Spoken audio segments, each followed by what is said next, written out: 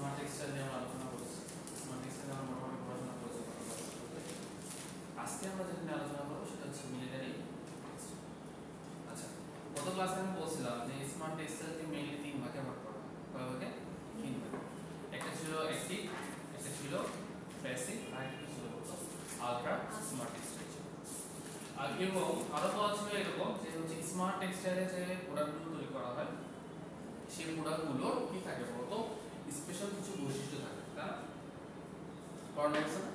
অর্থাৎ যেমন ধরো যেহেতু মিলিটারি টেক্সটাইলে পড়ানো হচ্ছে, তুমি চিন্তা করে দেখো যারা হচ্ছে সেনাবাহিনীতে চাকরি করে, যারা ফায়ার সার্ভিসে চাকরি করে, তাদের কি হয়? যেহেতু এই ড্রেসটা পরে থাকে তখন মোটা না, এবং জুতাগুলো পরে থাকে কন্টিনিউয়াস অনেক পর্যন্ত পরে থাকে, কিন্তু তারপরেও কিন্তু তাদের কমফোর্ট লাগে। তাদেরকে কমফোর্ট লাগে না? কমফোর্ট যদি না লাগতো, যদি সারাদিনই পরে থাকে তাহলে তো এটা পরে থাকতে হতো না, যেহেতু এটা কিন্তু অনেক মোটা। ইভেন তুমি জানা কিনা জানি না যে ফায়ার সার্ভিসে কত ক্লাসে বলতেছিল, ফায়ার সার্ভিসে যে ড্রেসগুলো ব্যবহার করে সেগুলোতেও কি স্মার্ট টেক্সটাইলের কি বলতো ক্যারেক্টারিস্টিক্স আছে। না হলে কেন? কারণ কোনো একটা জায়গায় আগুন লাগলে দেখবো যে ওরা হচ্ছে আগুনের মধ্যে লাগবে, আগুন তাদের ধরে না, কারণ কিছু স্পেশাল বৈশিষ্ট্য আছে, ফেব্রিকের গায়ে কিছু স্পেশাল বৈশিষ্ট্য আছে। ইভেন তোমাদের বলা হয়েছিল যে এদের যে ড্রেসগুলো বানানো হয় এই ড্রেসগুলো হচ্ছে ফাইনাল এবং এর স্ট্রেংথটা অনেক ভালো থাকে। ঠিক আছে, এখানে কি ব্যবহার করা হয়েছে বলতো স্মার্ট টেক্সটাইলে ব্যবহার করা হয়েছে। এবং যদি বলা হয় যে মিলিটারি টেক্সটাইল যে ড্রেসের ব্যাপারটা, এটাতে কোন জেনারেশনের মধ্যে পড়ছে? অ্যাক্টিভ, প্যাসিভ নাকি হচ্ছে আলট্রা মডার্ন? Ultra modern. কারণ হচ্ছে কি এখন আমাদের যে 3G 4G 5G যুগ, এটা হচ্ছে আলট্রা মডার্ন টেক্সটাইলের মধ্যে পড়ছে। তো যেটা হয় যে তাহলে মিলিটারি টেক্সটাইল যদি এরকম হয়, মানে যেহেতু মিলিটারি, আরেকটা জিনিস বলি সেটা হচ্ছে তোমার টেকনিক্যাল টেক্সটাইল সাবজেক্টটা হচ্ছে এরকমই বর্ণনামূলক পড়াশোনা, ডিসকাশনমূলক পড়াশোনা। সো পরীক্ষার খাতায় যদি পুরো ডিসকাস করে লিখতে হবে, এর আহামরি কোনো কিছু না। এরকমই চাওয়া হবে যে ধরো মিলিটারি টেক্সটাইল স্মার্ট টেক্সটাইলেরই একটা পার্ট বর্ণনা, এবং মিলিটারি টেক্সটাইলে যে ড্রেসআপগুলো ব্যবহার করা হয় সেই ড্রেসআপগুলোর ক্যারেক্টারিস্টিক্সগুলো কি কি হতে পারে না? তাহলে তো বলতেই পারবো যে স্যার স্মার্ট টেক্সটাইলের মধ্যে মিলিটারি টেক্সটাইল একটা পার্ট, যেখানে কি করা হয় বলতো, যেখানে স্পেশাল কিছু ক্যারেক্টারিস্টিক্সের বৈশিষ্ট্য যেগুলো সেগুলো হচ্ছে কি করা হয়, কি করা হয় বলতো অ্যাপ্লাই করা হয়। অ্যাপ্লাই করলে কি হবে? অ্যাপ্লাই করলে যেটা হবে যে কমফোর্টনেস পাবে, কাপড়ে কি হবে বলতো কমফোর্টনেস পাবে। যেমন দেখো যেটা হবে তাহলে কি বলতো মিলিটারি টেক্সটাইলের ক্ষেত্রে যে ড্রেস হবে যে ক্যারেক্টারিস্টিক্স কি কি লিখবো, সেম জিনিস একটু লিখবো যে কি কি ফাইবার বৈশিষ্ট্য থাকবে মিলিটারি টেক্সটাইলের জন্য, ফাইবার ক্যারেক্টারিস্টিক্স কি থাকবে, ফাইবার ক্যারেক্টারিস্টিক্স। আমি স্লাইড দিয়ে দেবো, হ্যাঁ স্লাইডগুলো দিয়ে দেবো, সমস্যা নেই। তাহলে কি কি ফাইবারের বৈশিষ্ট্য থাকবে? নাম্বার 1 সেই ফাইবারটা কি হতে হবে বলতো এর হাই স্ট্রেংথ থাকবে। কি থাকবে? High strength. মুখে মুখে বলতেছে, হ্যাঁ। নাম্বার 2 হচ্ছে ফাইনাল হবে, যে ফাইবার ফেব্রিক তৈরি করার জন্য যে ফাইবারগুলো ব্যবহার করা হবে, যে ইয়ানগুলো ব্যবহার করা হবে সেই ইয়ানগুলো ফাইনাল হবে। অর্থাৎ কি হবে বলতো নাম্বার কি বললাম, একটা হচ্ছে হাই স্ট্রেংথ, হাই স্ট্রেংথ। দুই নাম্বারটা কি বললাম, যে ফাইবারটা সেই ফাইবারটা কি হবে, ফাইবার ইজ ফাইনাল। ফাইবারটা হচ্ছে ফাইনাল হবে, পাতলা। ঠিক আছে, তারপর কি হবে বলতো আর কি হতে পারে, it shows high tenacity, high tenacity। tenacity মানে বুঝো পড়াছিলাম না, পড়াছিলাম মনে আছে? সর্বোচ্চ কত বল প্রয়োগ করলে কোন একটা বস্তু ছিঁড়ে যাবে, ম্যাক্সিমাম কত বল, load by linear density, load by linear density, সেগুলো থাকবে। তারপর কি হবে বলতো আর কি হতে পারে, কি কি বৈশিষ্ট্য থাকতে পারে,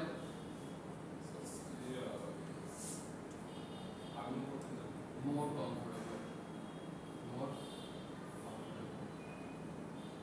fire resistance, fire resistance, fire কি ফায়ার হচ্ছে ফায়ার রেজিস্ট্যান্স।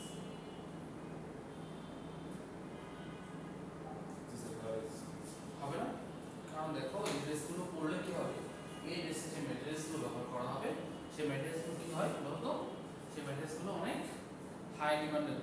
এই জন্য কি হয়, আরেকটা জিনিস আছে সেটা হচ্ছে মার্কেট ভ্যালুটা কিন্তু অনেক বেশি। মার্কেট ভ্যালুটা কি শুধুমাত্র বাংলাদেশে না, এই মার্কেট ভ্যালু ইন্টারন্যাশনালি অনেক বেশি। অর্থাৎ কি হবে বলতো, যেহেতু এর আমরা যে কোয়ালিটির পণ্য ফেব্রিক তৈরি করতেছি তাহলে কস্টটা কম হবে না বেশি হবে? বেশি। কাপড়ের কিন্তু কস্টটা বেশি, যেহেতু এটা কি বলতো কমফোর্টনেসটাও ভালো।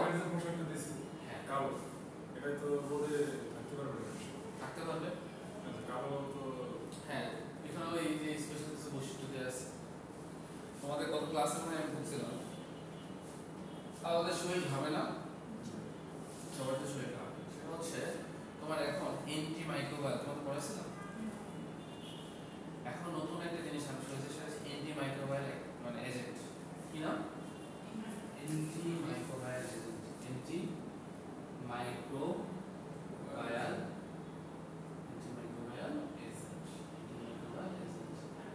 এই অ্যান্টিমাইক্রোবায়াল এজেন্টের কাজ কি? এর কাজ হচ্ছে যে ছত্রাক বা ব্যাকটেরিয়া গুলো আছে সেগুলো কি করে ধ্বংস করে। অর্থাৎ তুমি যখন ঘামাও, ঘামার পরে কি হয় আমাদের শরীরে যে ছত্রাক বা ব্যাকটেরিয়া আক্রমণ করে, ওখান থেকে তো অনেক হচ্ছে তোমার চুলকানি টাইপের রোগ হয়। এই জিনিসগুলো এখন হবে, এই জিনিসগুলো হচ্ছে এই অ্যান্টিমাইক্রোবায়াল এজেন্ট আছে, এটাকে বলা হয় কিলিং এজেন্ট। কি এজেন্ট বলা হয়? কিল করা, কিলিং। হ্যাঁ, এরা হচ্ছে কি করে, যে ব্যাকটেরিয়া আছে না, যে ব্যাকটেরিয়া এবং হ্যাঁ ফানজাই ওগুলো কি করে, ওগুলোকে কিল করে দেয়। শরীরে আর নতুন করে কি করতে পারে, একটা বাধা করতে পারে। কালো জিরা আছে না, কালো জিরা কোডিং করে কাপড়ের মধ্যে এখন অ্যাপ্লাই করা হচ্ছে, সলিউশন তৈরি করা হয়, ওটা তৈরি করে কি করা হয়, কাপড়ে অ্যাপ্লাই করা হয়। কালো জিরার বৈশিষ্ট্য হচ্ছে তোমরা জানো, কালো জিরা খুব ভালো না, কালো জিরা খেলে কি শরীরের রোগ প্রতিরোধ ক্ষমতা বাড়ে। তেমনি এই কালো জিরা অ্যাপ্লাই করা হচ্ছে কাপড়ের কমফোর্টনেস বাড়ানোর জন্য।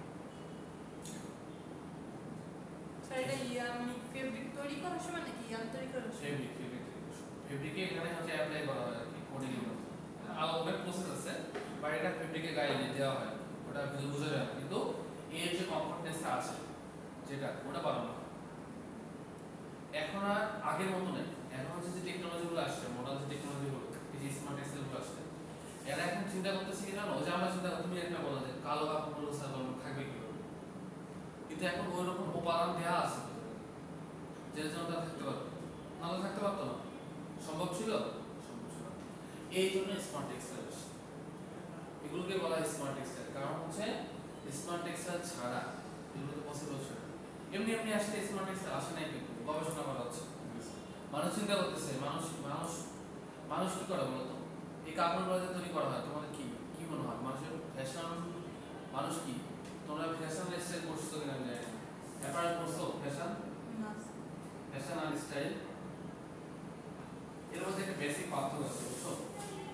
অনেকে বোঝা যাচ্ছে না, বোঝা যায় না, ফ্যাশন আর স্টাইল মধ্যে একটা পার্থক্য আছে। আচ্ছা, ফ্যাশন চেঞ্জ হয় স্টাইল চেঞ্জ হয় বলতো, স্টাইল চেঞ্জ হয় স্টাইল, ঠিক আছে?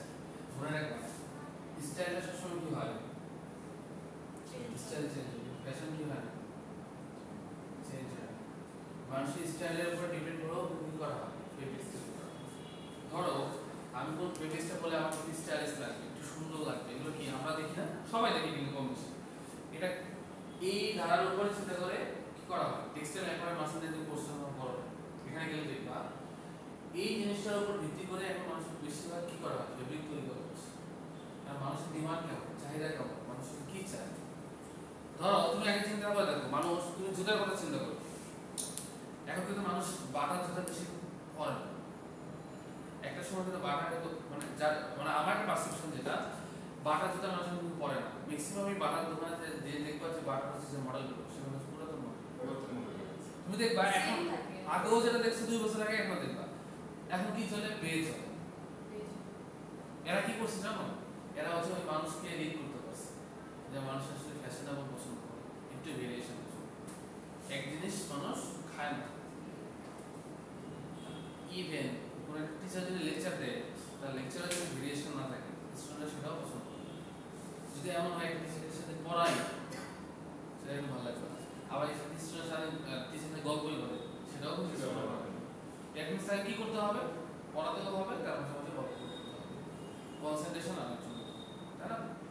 এই জন্য যেটা বলা হয় যে এই যে মিলিটারি টেক্সটাইলের কথা বারবার বলা হচ্ছে, সেই মিলিটারি টেক্সটাইলের যে ফাইবারের ক্যারেক্টারিস্টিকগুলো আছে এগুলোর জন্যই মিলিটারি টেক্সটাইলটা কি বেশি পপুলার হচ্ছে এখন। কারণ কি বলতো, এগুলো কি টেক্সটাইল থেকে আসছে না? টেক্সটাইল মানুষজনই তো গবেষণা করছে যে এই ফাইবারের মধ্যে এই কোয়ালিটি থাকলে এয়ার কমফোর্টনেস বাড়বে। এটা কি টেক্সটাইল বাজার অন্য মানুষ করতে পারবে? কারণ চিন্তাধারা আছে, কাপড় চিনবে কোনটা নিট কাপড়, কোনটা কটন কাপড়, কোনটা পলিস্টার, কোনটা লাইলন, কোনটা সুতি কাপড়, কোনটা মোটা কাপড়। আমাদের স্কুলে একবার কি হলো স্যার, এখন যে ফিনিশিং মোটা ড্রেস থেকে নরমালি মোটা করে অনেক দূর থেকে সবাই আসতো, মোটা ড্রেস দিত, সবাই বলতো যে মোটা ড্রেস পরলে তখন অসুস্থ বেশি। তো কি করছে, মিটিং ডাকছে, স্যার বলছে যে আমার যদি পাতলা হইতো তাহলে সবাই পরে মজা হতো। পরে কি করে তার আগে বলতে, যেইটা আগে বলতে আমরা রোদে আর কেউ লাইনে দাঁড়িয়ে দিত, সেটা আবার সেটা মনে করবে। তাহলে এখান থেকে একটা প্রশ্ন আসে, তাহলে এরকম প্রশ্ন থাকতে পারে যে মিলিটারি টেক্সটাইলের ক্ষেত্রে যে ফেব্রিকগুলো তৈরি করা হয় সেই ফেব্রিকের জন্য যে ফাইবারের ক্যারেক্টারিস্টিক্সগুলো লাগে সেগুলো কি কি? সেই ক্যারেক্টারিস্টিক্সগুলো হচ্ছে। আবার এখন যদি আরেকটা এখান থেকে প্রশ্ন থাকে সবসময় মার্কেট ওভারভিউ। মার্কেট ওভারভিউ মনে রাখবা, এর মিলিটারি টেক্সটাইলের মার্কেট ওভারভিউ বর্ণনা করো। হ্যাঁ, তাহলে চিন্তা করে দেখো, তাহলে মার্কেট ওভারভিউ খুব ভালো। শুধুমাত্র বাংলাদেশের যে প্রশাসন আছে তা তো নয়, দেশের বাইরেও আছে না, সারা বিশ্বব্যাপী ইন্ডিয়া বলো, পাকিস্তান বলো, চায়না বলো, মায়ানমার বলো, সব দেশে আছে না। তারাও তো এই টাইপের কি করে, ড্রেসই তো করে। বিডিআর, বিএসএফ এগুলো আছে না ইন্ডিয়ান, তো তারা কি করে, এগুলো পরে না। আর তোমরা তো জানো গার্মেন্টস সেক্টরের ক্ষেত্রে বাংলাদেশের প্রোডাক্টগুলো কোন কোন দেশে যায়, সবচেয়ে বেশি কই যায় বলতো? বিএসএফ দেশে। আমাদের দেশে স্যার মিলিটারি খাতে আমাদের দেশে মনে হয় স্টাইলের দিক দিয়ে খুবই জগন। নতুন যে ড্রেস বানাইছে সবাই আসে হাবিতে ড্রেস দিছে সেই গ্রামে এখন এটা আসলে ভ্যারি করে আসে। তাহলে এটা যদি এরকম আসে যে মার্কেট ওভারভিউ বর্ণনা করো, তাহলে কি করবো বলতো?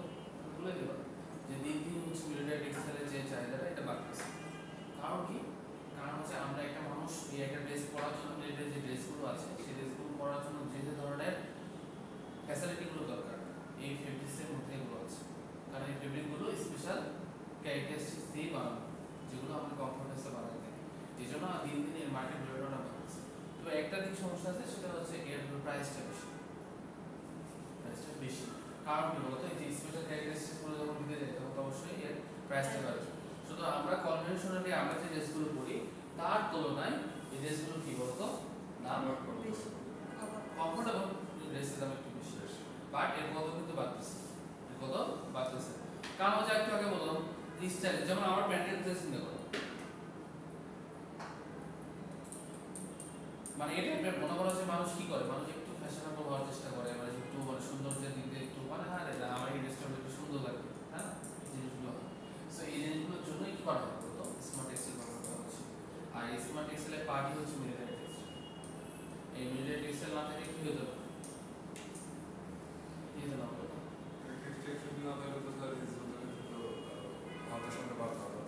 ইয়েস, এটা একটা পয়েন্ট যে এরা যে ড্রেসগুলো বুলেট প্রুফ, এগুলো কি বলতো বুলেট প্রুফ, জানো এই ড্রেসগুলো কি বুলেট প্রুফ, এই জন্য গুলি খুব সহজে লাগবে না। এখন যখন যুদ্ধ করতে যাবে যারা হচ্ছে তোমার বিপক্ষে পারে, তারা কি গুলি করবে না তোমাকে? তাহলে ওই কথা ভেবে কিন্তু কি করা হয়, তাদের চিন্তা করে ড্রেসের গুলি বানানো হয়। আর এরা দেশের আমাদের সম্পদ, তুমি আমিও সম্পদ, ইঞ্জিনিয়ার, আমাদের দ্বারা অনেক কিছু হবে। তারা না থাকলে কি হবে, দেশ রক্ষা হবে। দেশ রক্ষা করার জন্য কি করতে হবে, তাদের এই ড্রেস আপের ব্যাপারে কনসার্ন থাকতে হবে। এই জন্য কি করা হচ্ছে, যে ড্রেসগুলো বানানো হচ্ছে সেই ড্রেসগুলোর মধ্যে স্পেশাল কি দেওয়া হচ্ছে, এই জন্য এর কি হয়েছে বলতো, হয়তো বা কস্টটা বাড়ছে কিন্তু এর ফ্লেক্সিবিলিটিটা অনেক বেশি হয়েছে। পারা যাবে না? আবার এখান থেকে যদি এরকম একটা কোশ্চেন করা হচ্ছে মিলিটারি টেক্সটাইল কোন জেনারেশনের মধ্যে পড়ে এবং সেটা ব্যাখ্যা করো। কোন generation? Ultra modern textile generation. কেন? তখন বলবা যে স্মার্ট টেক্সটাইলের ক্ষেত্রে কিছু বৈশিষ্ট্য লাগে। কি কি বৈশিষ্ট্য? সেই বৈশিষ্ট্যগুলো আছে কি? এই যে বৈশিষ্ট্যগুলো আছে আর এই বৈশিষ্ট্যগুলো ব্যবহার করা হয়, এই জন্য এটা হচ্ছে আলট্রা মডার্ন স্মার্ট টেক্সটাইল। এই যে আগে মানে ঘড়ি ইউজ করা হতো, এই যে এখন ঘড়ি আমরা ব্যবহার করি, স্মার্ট ঘড়ি না? এই ঘড়ি আমরা দেখতেছি এখানে, এই যে আমরা কতটুকু দৌড়াই, কতটুকু হাঁটি, এটাও মাপ করতে হবে। আমাদের কতটুকু রক্ত চলাচল করতেছে সেটাও ব্যবহার করতেছে। তুমি এখন চিন্তা করে দেখো, একটা সময় কি হতো, একটা সময় মানুষ সূর্য দেখে সূর্য কোন পজিশনে আছে, এটা হবে 12টা বাজে না 1টা বাজে, এরকম একটা কি করতে হতো সময় আমাদের রাত কাটা ছিল স্যার আজ আপনি হ্যাঁ। ওদিকে তাকে তুমি চিন্তা করো, তখন থেকে মানুষ চিন্তা করলো না যে এই জিনিসটাকে যদি আমি এমন করি যে আমি হ্যাঁ একটু এক্সাক্ট বলতে পারবো যে এখন 12টা বাজে, 1টা বাজে, 2টা বাজে। এই চিন্তাগুলো কি এমনি এমনি আসে, আগের থেকে ধীরে ধীরে তো কি করছে বলতো মডার্ন করতে হচ্ছে। যেমন দেখো আইফোনের মার্কেট ভ্যালু সব থেকে বেশি স্যামসাং আইফোন। তুমি এখন চিন্তা করে দেখো, আইফোন 16 এর এখন যা দাম, কয়েকদিন পর যখন 17 আসবে দাম কমবে না কমবে? 16টা আমাদের কমবে না? এই জন্য যেটা হয় যে যুগ যত উন্নত হয়, মানুষের কথা চিন্তা ভাবনা করা হয়, ওই অনুযায়ী জিনিসগুলো তৈরি করা হয়। আর তখন আগের জিনিসপত্রের দাম কি হয়েছে, বুঝে গেছে? ইভেন তুমি তোমার কথা চিন্তা করে দেখো, তোমার বয়স যখন কম ছিল তোমার এফিসিয়েন্সি বেশি ছিল। এফিসিয়েন্সিটা কি ছিল বলতো? এফিসিয়েন্সিটা বেশি ছিল। কেন বেশি ছিল দেখো, তুমি যখন দৌড় দিয়ে তুমি কি করতে পারো, আগে তুমি অনেক দূর দৌড়াইতে পারতে, এখন কিন্তু শরীর অনেকটা ভারী হয়েছে, দৌড়াইতে পারবো বা দৌড়ালেও একটু কম দৌড়াইতে পারবো, হ্যাঁ। তো মানুষের যত দিন বাড়ে মানুষের এফিসিয়েন্সি কি হয় বলতো, মানুষের এফিসিয়েন্সি কমে যায়। তেমনি যত বড় টেক্সটাইলের প্রোডাক্ট বলো, যেমন ধরো টেক্সটাইল একটা মেশিন 24 ঘন্টা চলে না, সেই মেশিনটা 24 ঘন্টা চলে, মেশিনে মানুষের তো রেস্টের প্রয়োজন। আমরা যদি 24 ঘন্টায় পড়া থাকি পারবো? কারো পক্ষে সম্ভব না, কিছু এলিয়েন আছে পড়ালেখা করে, কিন্তু আমার মাথা আমার কিছু কাজ করবে না, কিন্তু মাথার একটা রেস্টের ব্যবস্থা আছে। কিন্তু আমরা যখন মেশিন চাই না, মেশিন 24 ঘন্টায় চায় না মেশিন, ওই মেশিনও কিন্তু একদিন হচ্ছে কি রেস্ট দেওয়া হয় শিফটিং হচ্ছে, কারণ এফিসিয়েন্সি নষ্ট হয়ে যাবে। আর এই জন্য যেটা করা হচ্ছে এখন, এটা নিয়ে কারা গবেষণা করার জন্য নতুন একটা সেকশন আসছে তোমার টেক্সটাইলের, যারা এখানে গবেষণা করে R&D সেক্টর। এটা হচ্ছে তোমাদের টেক্সটাইলের একটা R&D, হ্যাঁ। R&D মানে কি জানো তো? R&D মানে হচ্ছে research and development, research and development,